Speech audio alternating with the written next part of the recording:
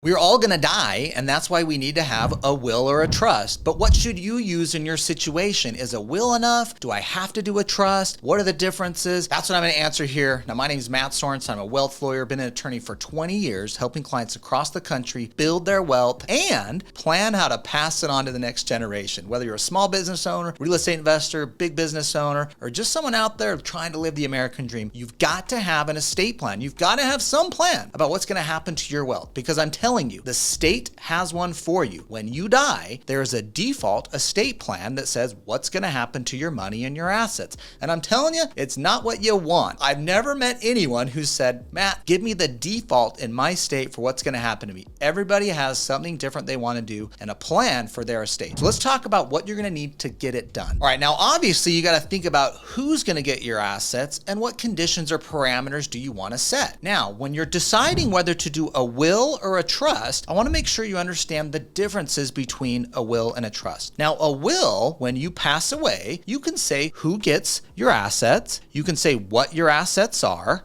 but your family's going to have to go to probate. Now, the nice thing about a will is it clearly laid out who gets what. But when you pass on, your family's going to have to take that will to court, get a judge to approve it, and then you're going to get what's called letters testamentary and an order from the court that lets you then pass on the estate and transfer the assets according to the terms of the will. That is an expensive public process where you're in court spending more money in the long run because you did a will. On the contrary, a trust, you can say who gets your assets, what they are, what conditions you want on them. This is the benefit of a trust. I can put a lot of restrictions and conditions on it, and there is no probate. I do not have to go to court with the trust. I have no cost of going to court later on. My family doesn't have to go there. I'm going to appoint a trustee of the trust that gets to distribute my assets according to my wishes and what I put into my trust documents. Now, these are the key points here that distinguish a trust from a will. Now, if you're someone that has assets that would need to be probated, a trust is far more valuable. For example,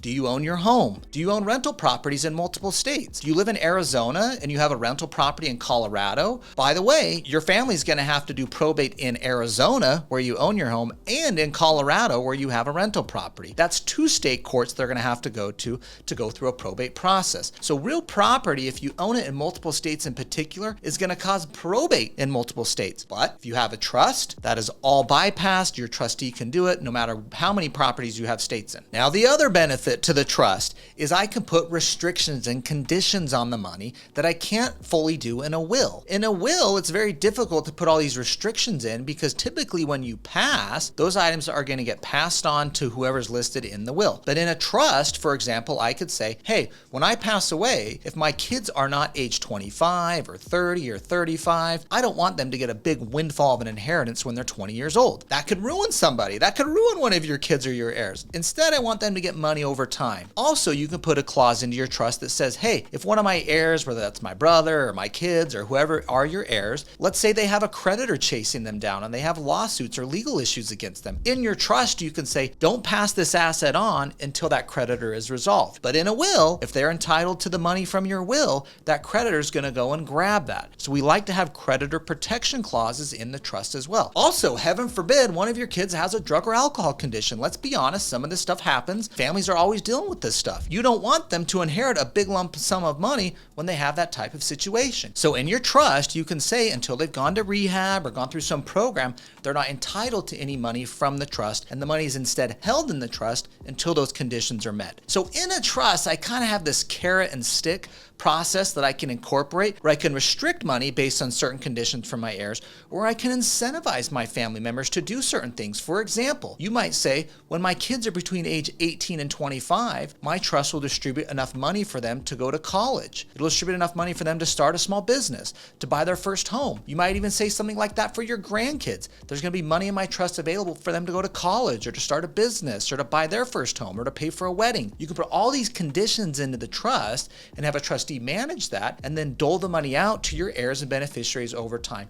This is where you can really create a legacy. All that work you've done to build your estate over time, you can create a legacy and determine how you want it to benefit your family, your loved ones, or charities after you've passed on. Now, I want to talk to some of you who are thinking, but Matt, a trust is more expensive. You know, in our law firm, we charge $2,000 for a trust that includes all of your powers of attorneys and all the ancillary documents. I'm going to talk about the other documents that you need to have with your estate plan in addition to the trust and a will. But a lot of people are like, well, Matt, I'm just going to download this easy form online and do a will by myself. Okay, all right. I want to talk to those of you that have a home, that own rental real estate, that have minor children. That will is not adequate for your situation. I want to talk to those of you in your 60s. You are 4.5 times more likely to die than you were in your 40s. If you never got your estate plan done in your 40s and 50s and you're in your 60s now, you've really got to do it. You're 4.5 times more likely to die. So get your crap together and get your estate plan done. Whether you use our law firm or someone else, I just want you to get your estate plan done. I've been on the other end of this, seeing family members come in here and get torn apart. They're in a probate court process. They didn't know what mom and dad wanted. They didn't know what's going to happen to these assets. They had no idea of the wishes, and then they're fighting it out, trying to figure it out because no one left them a plan. Rather than leaving a legacy, you left your family a freaking disaster that's going to tear them apart. So stop putting off getting your estate plan done. If you're like, I don't want to spend the money, Matt, I'll spend $300 and get a will done online. Fine, do that. That's better than nothing. But I'm just telling you, it's likely not adequate. You own a home, you own rental real estate, you own a business, it is not adequate. You got minor children, I'm worried about your kids getting an inheritance if you pass on early before they get to an age where they can be responsible and know how to use that money, where it's not going to destroy them at age 18 or 21. Rather, it can be a benefit to them in their future. All right, now there's a number of documents you're going to need in addition to the will and the trust. You still need to have some other important documents as part of a complete estate plan. And sometimes these documents are used more than your actual trust or will. All right, let's go over those documents. We've got our powers of attorney. Okay, sometimes these are called POAs,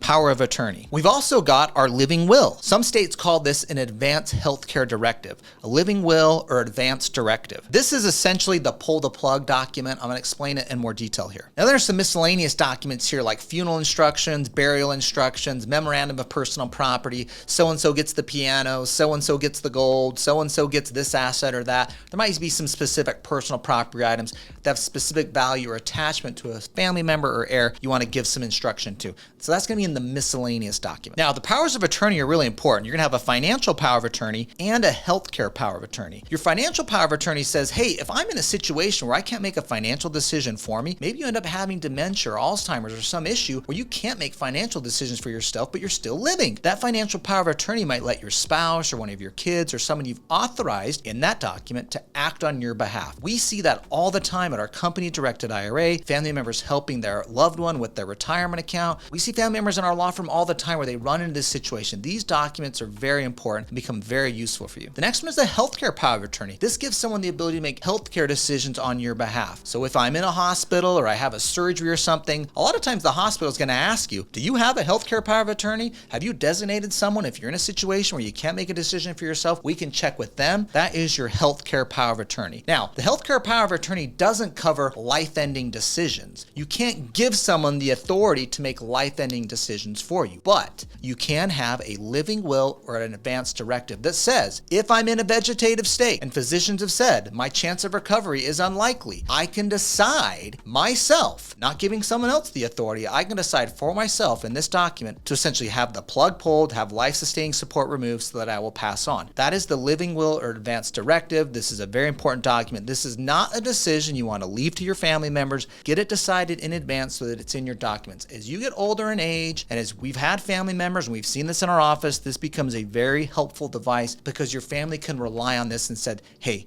this is what my loved one wanted. This is what my spouse wanted, my mom or dad or whoever it may be wanted. They've already decided this for me, so I don't have to make that decision on their behalf.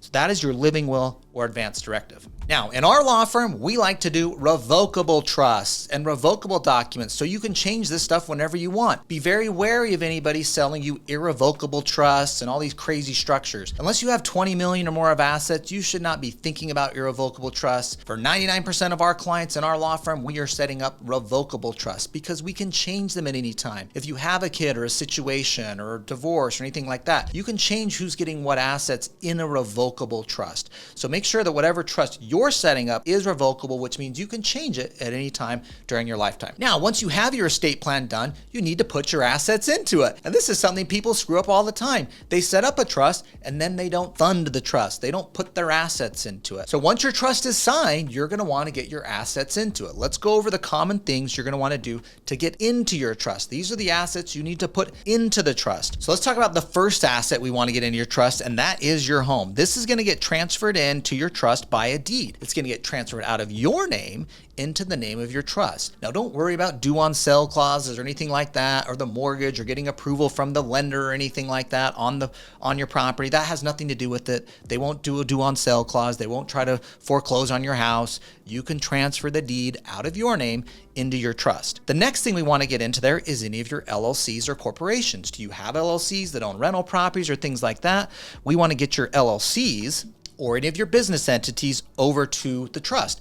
Now, this happens by what's called a membership transfer or a stock transfer in the instance of a corporation. This is a one-page document you sign saying, hey, I own this percent of the LLC. I'm hereby transferring it to my trust. The next thing we want to do is we want to update your retirement accounts.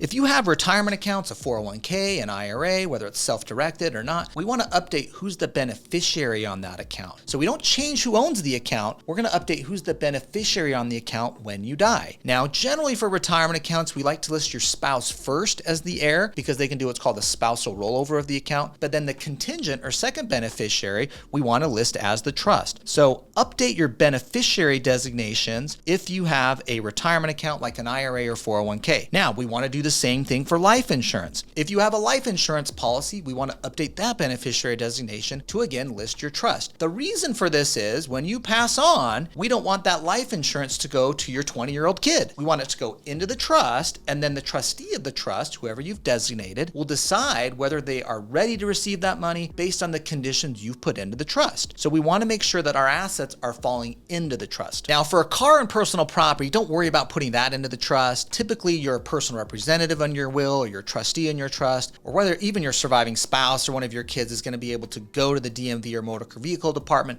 to transfer that asset or be able to sell that asset after you've passed on. They'll just need a birth certificate. Now, the last thing I want to mention is your bank account. What do I do with my bank accounts once I set up my trust? How do I put my bank accounts into the trust? All you're going to do is update the beneficiary designation form on your bank account with the bank to list the trust as the beneficiary when you pass on. You don't need to change the name of the bank account into your trust. You could do that, but we typically see zero reason to do that. Instead, update the beneficiary designation form so that when you pass on, the trust will receive the funds in the bank account, and your trustee of your trust is then going to have control. Okay, now we've talked about setting up the trust, the ancillary documents like the powers of attorney and living will. We've talked about getting our assets into the trust. But what if I want to change the trust? What if it's 5 years down the road and one of my kids is screwing off and I want to cut out one of my kids from getting any inheritance for whatever reason it is, okay?